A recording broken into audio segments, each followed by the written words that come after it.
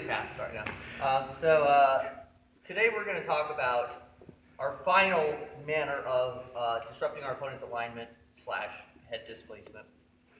And it's going to come out of a situation, really like there's a couple different ways that I feel like this presents itself. And really what I think it is on a conceptual level is if the direction that we've been working thus far proves to be, a little thorny, right? Like you're trying, maybe you're trying to get your underhook and it's not happening, or you got your underhook and you're trying to get your head in the pocket and it's not happening. You're trying to put your head under their chin and it's not happening.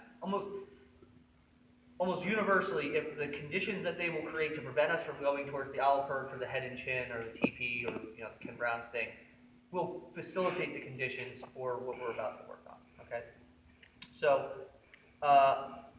I'll go ahead and go into the setup and then I'll explain the head displacement ideas. Let me grab you in a half guard. Yep. So I'm in half guard. And like I said, maybe I couldn't get the underhook to begin with. He's just, squishing his titties together. Just like I can't find my way in there. It's proving to be too obtuse. Or maybe I did find my way in there. Let's say I get in there. And he's like protecting his head really well. Like I'm trying to get my head to the pocket, right? And he's staying on his side. Sometimes even, I think what I find happens is I get to this point where my head's on the floor, but John here manages to kind of stay on his side. So it's like, not even up to your elbow, but just like on your side enough that it sort of makes it hard to pass through this. These are one of these like vague sort of micro positions where it's like a variation of the thing that we've been working on, where they just kind of make it difficult enough to perceive that we probably want to switch gears instead of just sort of blasting through what we're at. So in either case, let's see, the best way to show this will probably be our heads facing the camera. So in either case, whether it be I can't get the underhook, whatever, what I'm going to do is I'm going to start by clotheslining John in the face. As hard as possible. No, that's not true, right?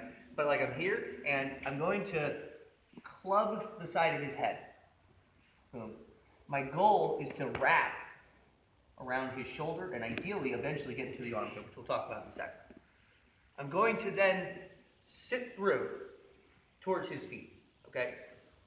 There's a couple of key principles I want to think about when I sit through.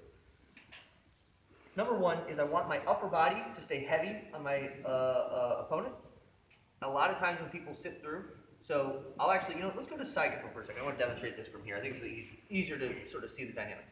So you're in side control, he's framing on his hip, and a lot of people, like, okay, I sit through the case of time. Right? Mm-hmm. So there's two classic mistakes that people make that lead them to getting re-rolled right away or not having a settled base when they do these sit-throughs. And the same principles apply to this half guard situation, which is why we're going into it from here. One is their weight comes backward, or their chest disconnects. Mm. So if I were to do that, and when I do that, John, you're just like pushing me back. Mm-hmm. Gone.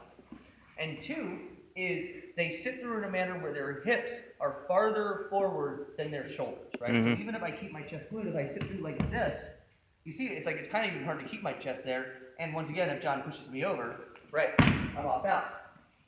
So anytime I do a sit through of any kind, I want to make sure I do two things. One is I want to keep my upper body heavy, almost as if like I didn't change it at all in terms of like chest pressure, and that stays.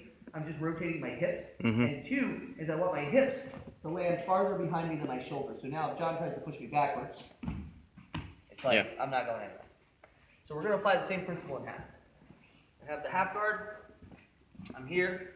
I am clubbing the side of his head. It doesn't matter if I get a great bite yet. I'm going to adjust it as we go.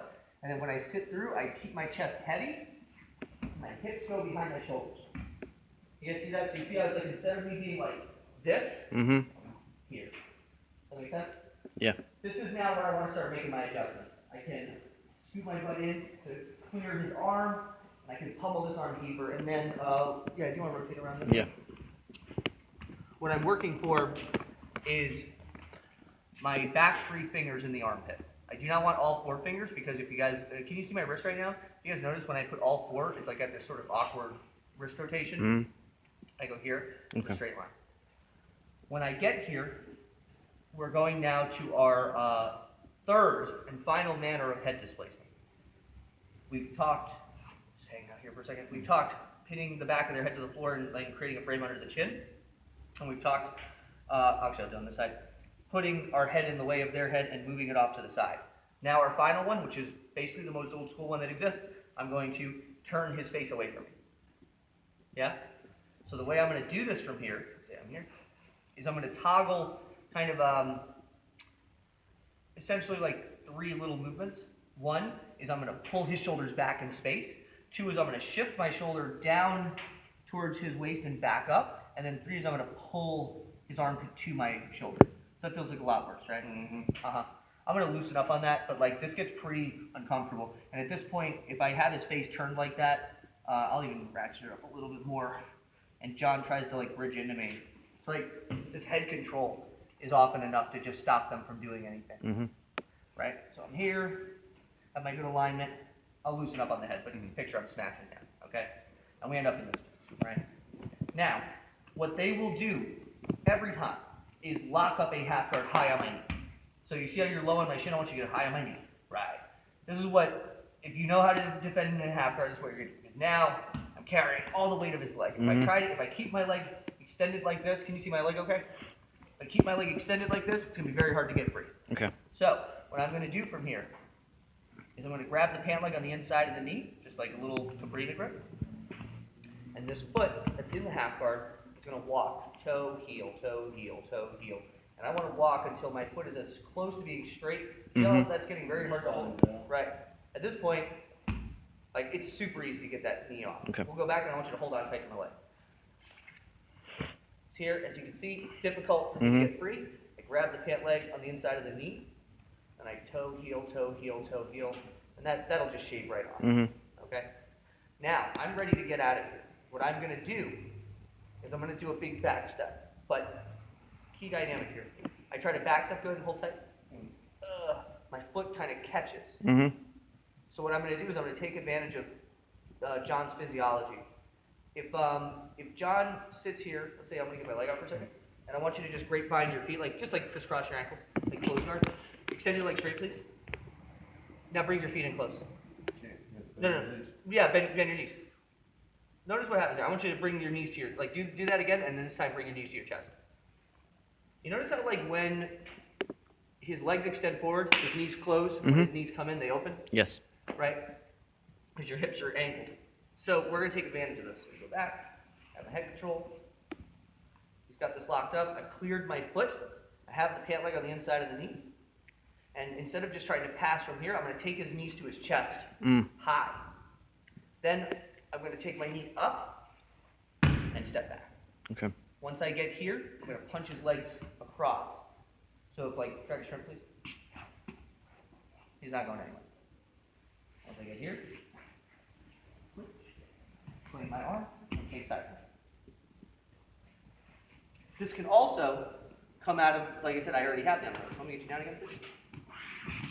So maybe I was here, I got the underhook, and I had the head control, and maybe I'm trying to put my head on the side, he's like framing me out, I can't quite get in there. Cool. So catch, sit through, and I'm here.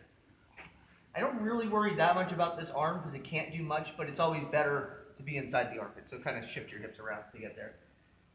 Once I get there, drag, ratchet, and put your weight on his face. You can ask John, like I'm putting. Yeah. There's actually, you can get the choke from here. Yeah. From here, he's going to lock above my knee. I'll loosen up on the face a little bit. He locks above my knee. So I grab the pant leg on the inside of the knee, and I toe, heel, toe, heel, toe, heel, until my knee is pretty much straight above my foot. And my foot should be kind of close to his butt. From here, I'm lifting his knees towards his chest, knee to the sky, big back step, punch his knees away. When I do this, it's like so I'm demoing this pretty slow. When you do this, that last part wants to be a little fast. So I'll do that all again. I'm here, and go ahead and like get a good bite on my leg. Right, I'm here. So I have the face, boom. Yeah. And at this point, I have pretty much guaranteed guard pass. So Jim, I'll grab you, so John can see that. So again, play around with some of our setups. He's framing, he's not framing. The easiest transition is I get to that head and arm sort of stationary position. and maybe I don't feel like I have the access to put my head on the other side of, you know what I mean? Like, for whatever reason it is. Maybe he's pushing my face away, something like that, and I don't feel like I can go over there without creating space. So I pummel deep, and then I'm sitting through with my hips behind my shoulders. Then from here, when I get my hips between his elbow and his ribs, just kind of finagle your way in there. Again, it's not super critical, but it will help your positioning. From here, if I don't feel like I'm secure enough on the face, I'm going to pummel deep, pull his shoulders back in space, shift my shoulder down, and come back up on his face. And that's Jimmy, that gets pretty unpleasant. Yeah. Yep. From here, grab the pant leg on the inside of the knee. Can I have you bring that arm down, please? I'll loosen my face. That's okay. Grab the pant leg on the inside of the knee, and I toe, heel, toe, heel, toe, heel. It makes it very easy to shape. From here, if I try to step out, my foot will often catch. So I want to bring his knees up, back, and away. And then I take my position. Does that make sense, guys? Yeah. Excellent. Let's partner up, work it out. 1, 2, 3.